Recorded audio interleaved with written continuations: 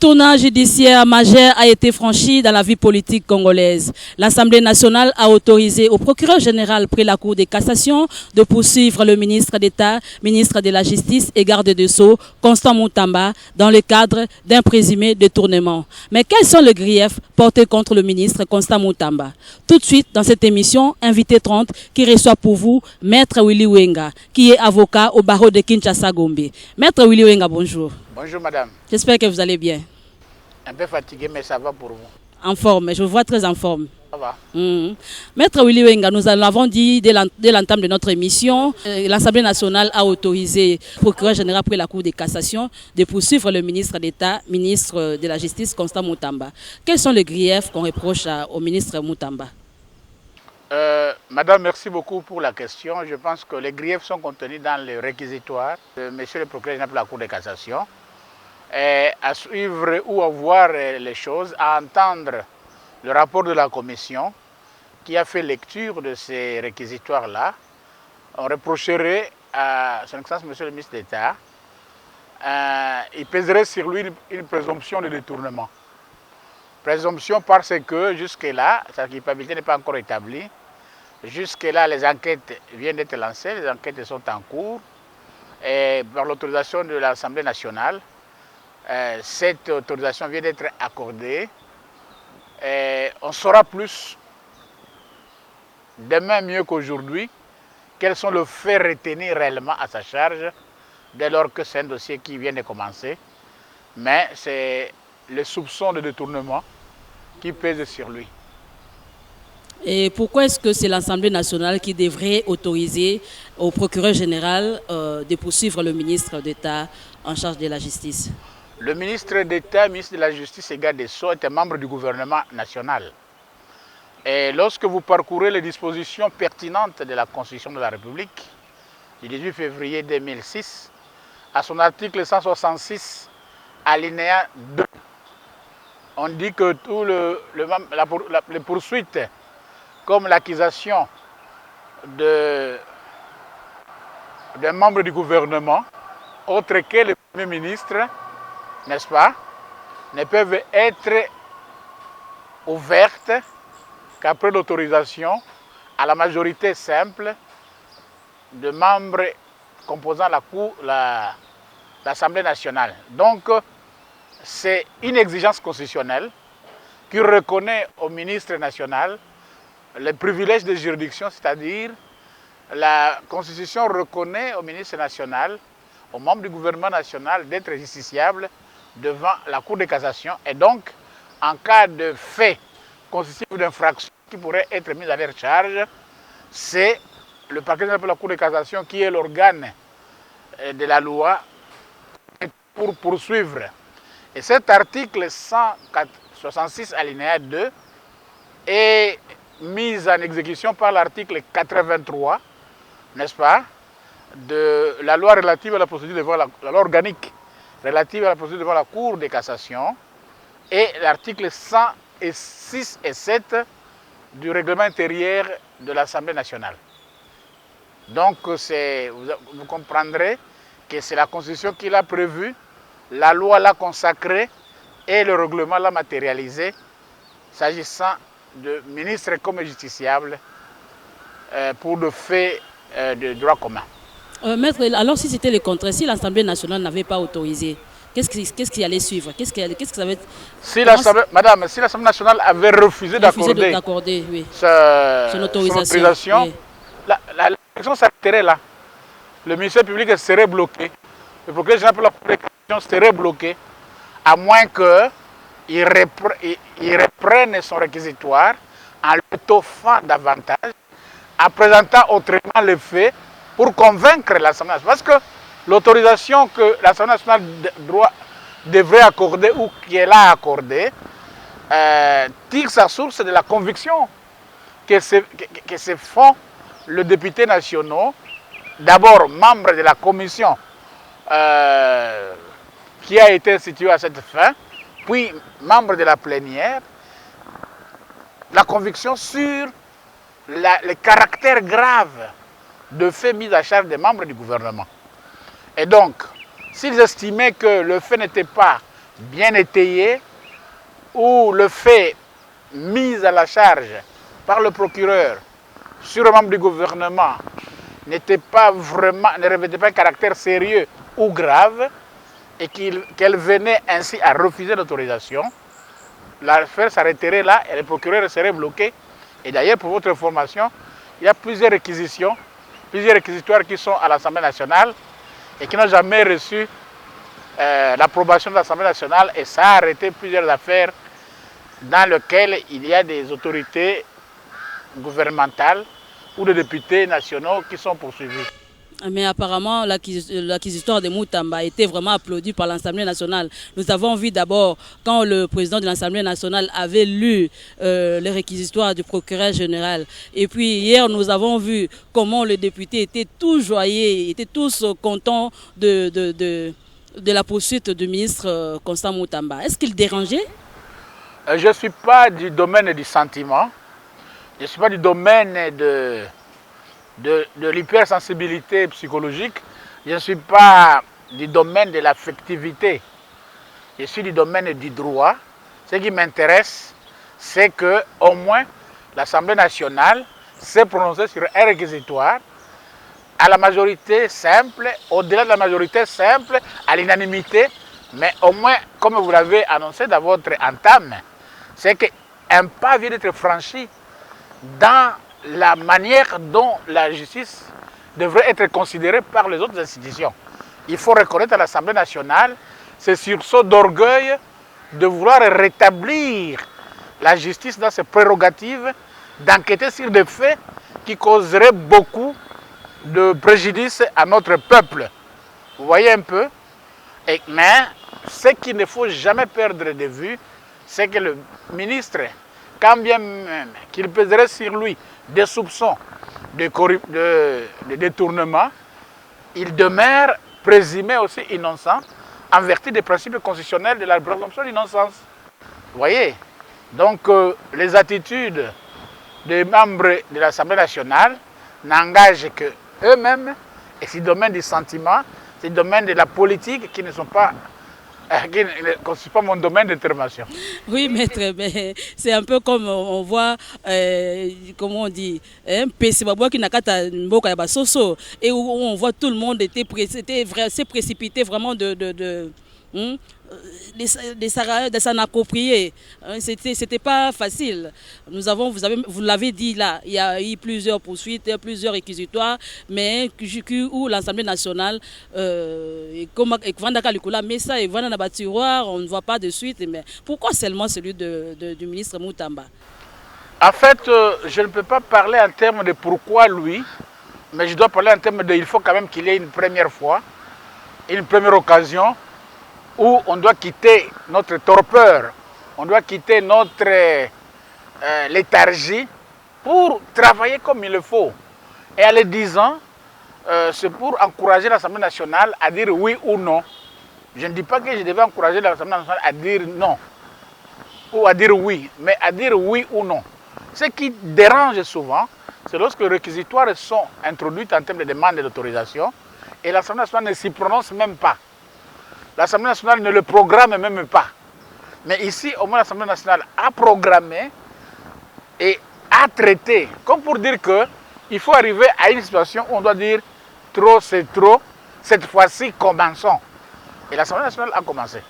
Maître, merci beaucoup. Après cette procédure d'autorisation, qu'est-ce qui va suivre? Quelles sont les étapes clés qui doivent suivre après l'autorisation de la poursuite contre le ministre d'État en charge? Les étapes sont constitutionnelles, les étapes sont légales, les étapes sont réglementaires.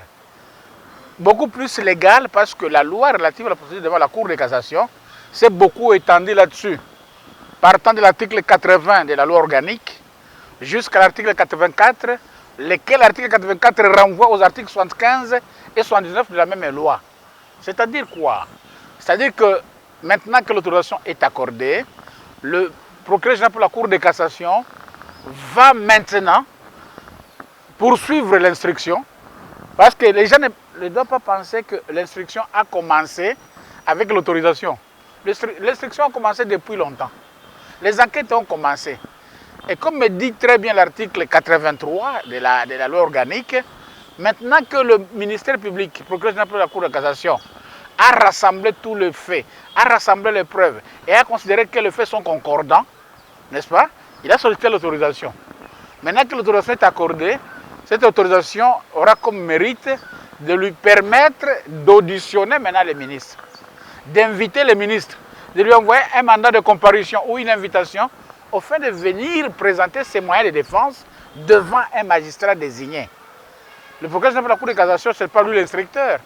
Il désignera un magistrat qui va instruire la cause, qui va poser des questions, qui va poser les actes d'instruction, qui va convoquer les témoins, qui va convoquer peut-être les complices, il pourra convoquer la banque, il pourra convoquer la société concernée. Et à ce moment-là, au cours de cette instruction, le procureur général, au regard de la loi, peut prendre certaines mesures, soit des mesures coercitives ou restrictives de liberté.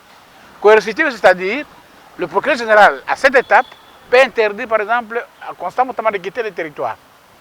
Le procureur général peut interdire à Constant Moutamba de poser certains actes. Il en a le droit? Bon, c'est l'intérêt de l'instruction. Non, le procureur général a le droit d'interdire au ministre. Il a le pouvoir. Le pouvoir, oui, de lui interdire. Lorsque maintenant l'instruction nécessite cela, il a le pouvoir de poser des actes. Parce que la loi dit les actes coercitifs. Vous comprenez? La loi n'a pas dit tel acte. Donc il donne au procureur général le plein pouvoir d'apprécier lui-même quel acte il peut prendre qui serait coercitif. Vous voyez? Et même la conjonction qui arrive, on dit, et des mesures privatives de liberté. C'est-à-dire que la loi reconnaît au procureur général, à ce stade ici, le pouvoir de délivrer un mandat d'arrêt. C'est-à-dire de placer le ministre sous mandat d'arrêt provisoire. Donc, au jour d'aujourd'hui, ne soyez pas surpris demain après-demain d'apprendre, par exemple, que le ministre Moutamba a été placé sous mandat d'arrêt provisoire. Mais comme il s'agit d'un ministre qui n'a pas encore démissionné, mais qui est sous poursuite, la loi lui reconnaît le droit de bénéficier d'une résidence surveillée. Donc, placé sous mandat d'arrêt provisoire, on va le placer quelque part à résidence surveillée où il est en détention préventive. Vous comprenez? À l'issue de l'enquête, à l'issue de l'instruction, à l'issue de l'audition, le procureur général, s'il estime qu'il doit fixer l'affaire devant la Cour de cassation afin de voir son Excellence, Monsieur le Ministre, être jugé par la Cour de cassation, à ce moment-là, on doit lui enlever les immunités. À ce moment-là, lui aussi doit déposer sa démission. À ce moment-là, dépasser 48 heures de délai lui accordé par la loi, il sera considéré comme démissionnaire. Maître, je ne sais pas si vous êtes allé très vite ou là, je suis resté encore sur ma soif. La question se pose, est-ce que le ministre Moutamba est censé déposer sa lettre de démission ou continuer à demeurer ministre pendant qu'il est poursuivi? Je pense que j'ai situé la question à deux niveaux. Au niveau de l'autorisation de poursuite, que le règlement appelle l'autorisation d'instruction et l'autorisation d'accusation. Le procureur général de la Cour de cassation vient d'obtenir l'autorisation de poursuite. La loi parle de l'autorisation de poursuite. Le règlement parle de l'autorisation d'instruction. Vous comprenez? Et pendant cette phase-là, le procureur général peut prendre deux séries de mesures. La première série, ce sont les mesures coercitives, donc les interdictions. La deuxième série, c'est la privation de liberté. Donc il peut placer ce mandat d'arrêt provisoire. Vous comprenez? C'est lorsque le ministre, le procureur général, veut traduire maintenant le ministre de la Justice devant le juge. Deuxième étape. Il rentre encore à l'Assemblée nationale solliciter une deuxième autorisation, qu'on appelle l'autorisation aux fins d'accusation. C'est à ce moment-là, une fois qu'il a obtenu cette autorisation-là aux fins d'accusation, que cette même décision-là emporte l'immunité et oblige le ministre poursuivi a démissionné. Donc, pendant l'instruction ici, le ministre d'État reste ministre. Mais pour des raisons éthiques, lui-même peut démissionner volontairement. Et on l'encourage à faire ça. Pour des raisons éthiques, le Conseil des ministres peut décider d'abord de sa suspension, à ne pas fréquenter le Conseil des ministres. Pour des raisons éthiques, la Première ministre peut lui interdire l'accès pour des raisons éthiques. Il peut ne pas raconter. Et à ce moment-là, par une simple lettre, on peut demander au vice-ministre de continuer à poser des actes ou on peut donner à un autre ministère régalien comme le ministère de l'Intérieur certaines tâches que le ministre de la Justice pourrait faire. Tout cela pour lui éviter d'obstruer les enquêtes.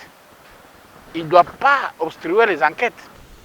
Maître Willy Wenga, le dossier du ministre Moutamba n'exclut pas ou n'empêche pas ou n'efface pas la condamnation de l'honorable Matata Ponyo à 10 ans de travaux forcés par la Cour. Est-ce que maintenant on a jugé, honorable Matata Ponyo a été condamné, et passez-moi l'expression, la tautologie, mais on parlerait de son absence ou de ses, comment dirais-je, il est allé s'exiler en dehors de la République démocratique du Congo. Comment ça va se passer pendant quelqu'un qui a été condamné à 10 ans de prison? On attend que le ministère public, ou on attend que la procédure aille normalement 10 jours après, mais on attend déjà que non, le ministre ou l'honorable se trouverait déjà en dehors du pays, en dehors de la République démocratique du Congo. Il n'a pas été condamné à 10 ans de prison. Il a été condamné à 10 ans de travaux forcés. Il faut reconnaître aussi que comme l'arrêt a été rendu à son absence, il faut qu'on le lui notifie. Vous comprenez? Et il me semblerait qu'avant qu'on ne lui notifie, il a voyagé. L'arrêt ne s'exécute pas pendant qu'on n'a pas notifié. Et dès lors qu'il aurait voyagé avant qu'il ne soit notifié, si on notifie, on notifiera sa résidence, mais l'exécution posera problème parce que lui-même n'est pas là. Il est déjà parti, ou il serait déjà parti, et en partant, se serait-il exilé en fuyant l'exécution? L'exil est un droit. L'exil est un droit reconnu à tous citoyens. Mais qu'on soit exilé ou non, on s'exile tout en ayant la charge de la condamnation, le poids de la condamnation. On vit sous la couverture noire du casier judiciaire essuyé. Vous voyez? Vous savez, madame, la vraie prison ou la vraie exécution des travaux forcés, ce n'est pas seulement physique. Mais il faut avoir été en prison, il faut avoir été condamné une fois par exemple pour comprendre comment un condamné souffre plus du poids de la condamnation que de l'exécution de la condamnation. Je ne sais pas si je me suis fait comprendre. Pas très bien. On souffre plus, surtout pour les politiciens, des éminentes personnalités, souffrent plus du poids de la condamnation, des conséquences de la condamnation, que de l'exécution de la condamnation. Vous voyez? L'exécution de la condamnation, avec nos prisons ici, on peut te mettre à la prison centrale de Makala si tu es condamné à la cellule pénale principale. Et aussi, les travaux forcés, jusque-là, sont exécutés comme le service pénal principal. Mais si tu es riche dehors, tu peux demeurer riche en prison. Parce que tu peux appeler les mousses, les matelas, les télévisions, tu restes là-bas, tu vis. Mais qu'est-ce qui te ferait souffrir? Et c'est ça la vraie prison. Ce n'est pas le fait d'être emprisonné, mais le fait de s'imaginer que je porte un poids de la condamnation. Lequel le poids de condamnation vous empêche l'exercice de votre vie civique. Lequel le poids de condamnation vous empêche de jouir de tes droits civiques. Vous comprenez? Parce que lorsque vous êtes condamné, il est difficile de jouir des droits civiques. Encore que, outre la condamnation aux travaux forcés, cette privation d'exercice de liberté de droits civiques devient même une condamnation complémentaire. Ça signifie que c'est après avoir purgé les 10 ans que la condamnation complémentaire commence. Ok. Oui, ça dérange. Et pour quelqu'un qui trouverait sa joie dans une élection, pour un élu On lui dit que désormais, pendant plus de 15 ans, 20 ans, tu ne seras plus éligible. Vous voyez ce que ça représente dans un pays démocratique? C'est une sanction plus grave que rester à la prison centrale de Makala ou à Munzenze à Goma ou, c'est pas moi, à Matadi. Vous voyez? Donc, la Cour constitutionnelle, à travers le procureur général pour la Cour constitutionnelle, prendra des dispositions d'exécution selon les moyens légaux à sa disposition, mais exiler ou fuir, c'est un droit. C'est un droit. Nous avons commencé avec le dossier du ministre de la Justice, Constant Moutamba. Nous sommes passés par l'honorable Matata Pogno. Et aujourd'hui encore, toujours le procureur général pour la Cour de cassation qui a instruit au président de l'Assemblée nationale de poursuivre, d'autoriser le parquet de poursuivre le ministre Nicolas Kazadi. Aujourd'hui député national. Aujourd'hui député national. C'est encore comment ça, par rapport à son... On parle de faux bruit, tout ça. Donc, c'est quoi? C'est toujours la justice ou c'est un autre dossier? Bon, c'est la justice, madame. Le procureur général de la Cour de cassation n'a pas instruit l'Assemblée nationale. Le procureur général demande à l'Assemblée nationale de lui autoriser de poursuivre l'ancien ministre des Finances, aujourd'hui ministre député national élu de Miabi, je pense, oui, si je ne me trompe pas, pour des faits infractionnels qu'il aurait commis. Et dans les réquisitoires, le ministère public soutient que l'honorable aurait commis les infractions de faux bruit et la propagation de faux bruit et la divulgation de secrets d'État. Vous comprenez? Il revient à l'Assemblée nationale d'apprécier ces réquisitoires. Il revient à l'Assemblée nationale d'apprécier les faits présentés, encore que, vous savez, pour le cas de l'honorable Nicolas Kazadi, les faits lui reprochés sont des faits qui ont été produits ou commis par voie de télévision, par voie des images, par voie de vidéos, où lui-même est en train de parler. Vous comprenez? Et c'est ce qu'il a parlé, ce qu'il a dit, que le procureur général considère comme infractionnel. La manière dont il l'a dit et les lieux où il les a dites, c'est ce que le procureur général considère comme infractionnel. Il reviendra à l'Assemblée nationale à travers sa commission temporaire, instituée à cette fin, de dire oui ou non. Le procureur général est fondé à poursuivre. Et à ce moment-là, ils autoriseront, ou à ne pas poursuivre, à ce moment-là, ils rejetteront le réquisitoire. En cas de rejet, Nicolas Kazadi est sauvé. En cas d'autorisation, un dossier s'ouvre au parquet général ou continue, parce que c'est déjà un dossier ouvert, ça doit avoir déjà un numéro de rôle du registre des ministères publics. Et devant le parquet général pour la Cour de cassation, il n'y a pas seulement Mvonde et le procureur général pour la Cour de cassation. Mais il y a plus de 20 magistrats là-bas, de hauts magistrats, avocats généraux et premiers avocats généraux. À l'un ou à l'autre, le dossier sera confié ou est déjà confié pour instruire ça aussi conformément à la Constitution, à la loi et au règlement. Maître, on ne dira pas qu'il n'y a plus de liberté d'expression, parce qu'il s'est exprimé dans une chaîne de télévision devant une journaliste. Il n'a fait répondu aux questions de journalistes et ça pose problème. Là, madame, ça empêche la liberté d'expression. Madame, ouais, comme je parle avec toi ici, c'est la liberté d'expression. Mais lorsque je parle avec toi, suis-je autorisé de violer la loi sous prétexte de la liberté d'expression? La Constitution garantit la liberté de l'expression sous réserve du respect de la loi. Vous comprenez? Alors, usant de votre liberté d'expression, que vous injuriez les gens, vous commettez l'infraction de diffamation, d'injure publique. Sous la casquette de liberté d'expression, vous imputez des choses aux gens. Vous êtes poursuivi pour la calomnie, pour la dénonciation calomnieuse. Vous voyez un peu ça? Sous liberté d'expression, vous incitez les gens à la violence. Vous commettez l'infraction. La liberté d'expression doit s'exercer conformément à la Constitution et beaucoup plus en tenant compte du sens des responsabilités dans le strict respect de la loi. Mais en le disant, je ne dis pas que Nicolas Kazadi a commis une infraction ou non. Je n'en suis pas juge. J'ai répondu à vos questions en tenant compte juste des besoins de la pédagogie procédurale pour éclairer ceux qui vont vous suivre et c'est tout. Le reste, c'est le fond, c'est du domaine du magistrat lui-même. Mais au moins, la question peut-être que vous aurez dû me poser, mais pourquoi pour le moment ça afflue comme ça? Pourquoi ça afflue comme ça? Ah madame, à un certain moment, il faut se réveiller.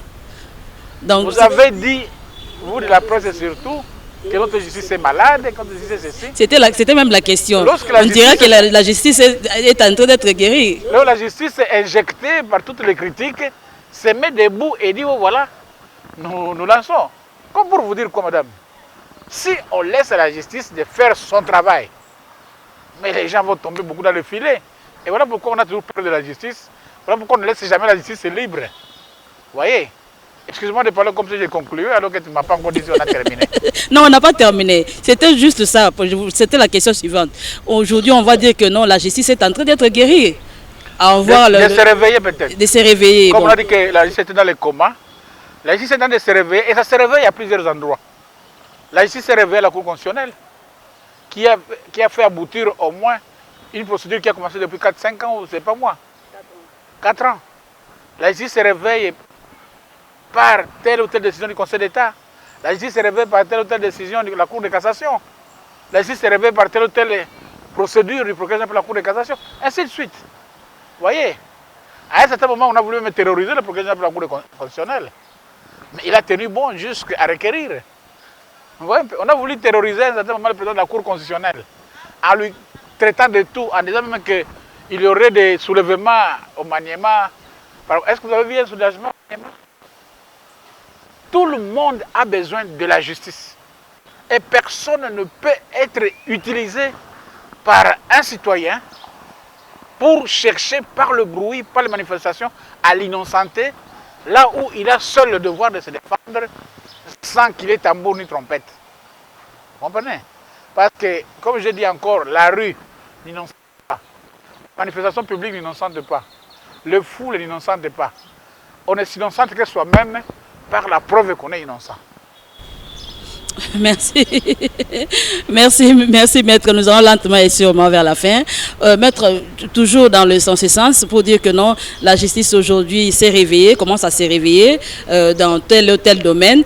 Et je ne sais, vous êtes satisfait du réveil de la justice? Bon, moi personnellement,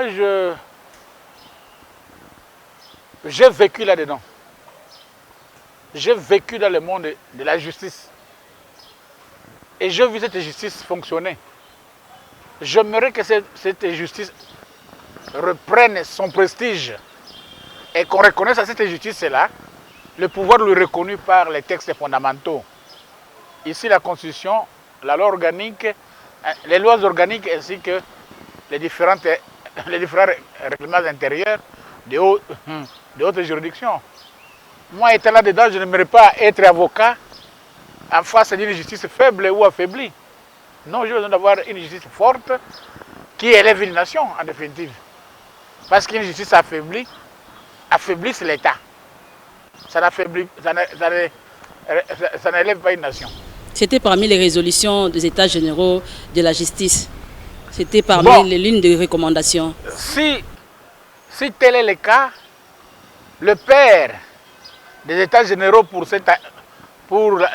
les dernières assises devait en toute humilité se dire cette justice que je voulais que ça puisse se réveiller. Et comme ça vient se réveiller sur moi, hein, je dois rester calme et attendre que le réveil puisse produire ses fruits sur moi. On ne peut pas s'acharner contre la justice qu'on a voulu être debout. Vous voyez un peu ça? Donc, que ce soit les États généraux de la justice, que ce soit les résolutions du dernier assises du Conseil supérieur de la magistrature, tout le monde aimerait que les choses reprennent et beaucoup plus qu'on dote nos structures de moyens financiers, outre qu'on peut doter aussi nos structures de moyens psychosociaux, avec la reconnaissance de ce que chaque structure mérite par rapport au travail à faire.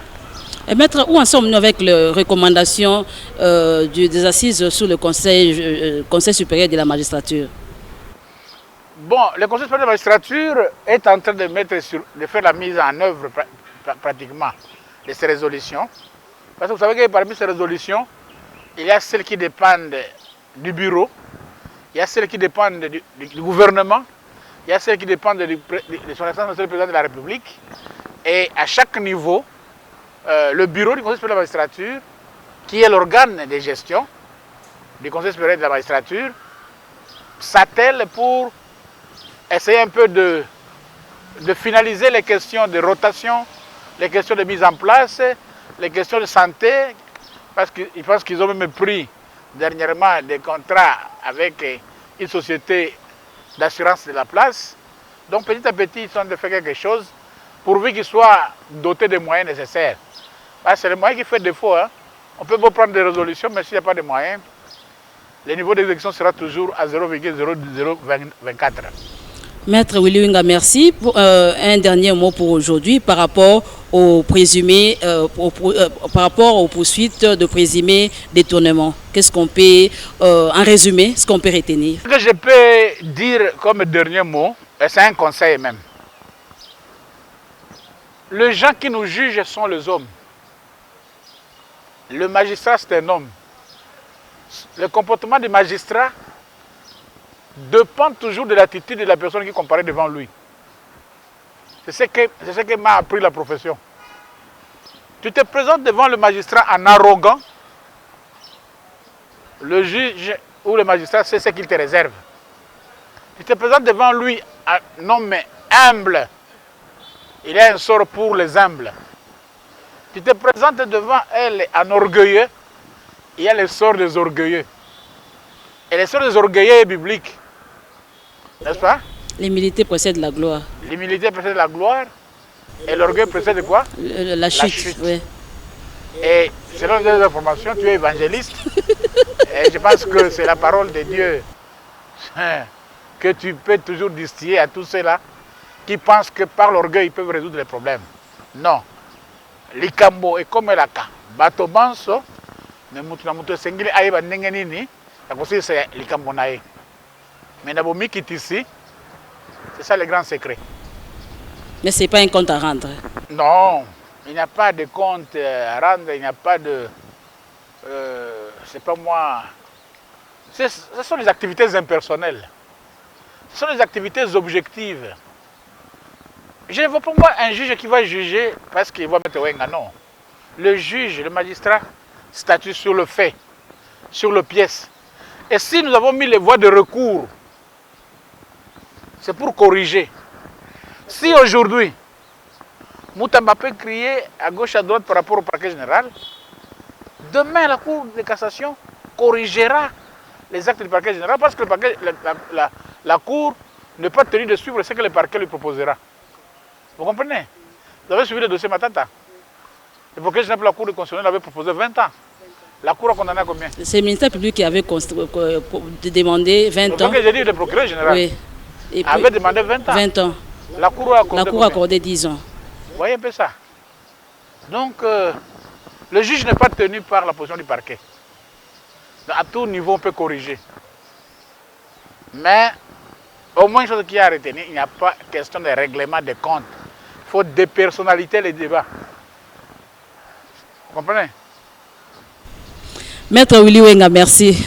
C'est moi qui vous remercie et je remercie tous vos téléspectateurs et beaucoup plus votre direction, vos patrons. Je les salue beaucoup.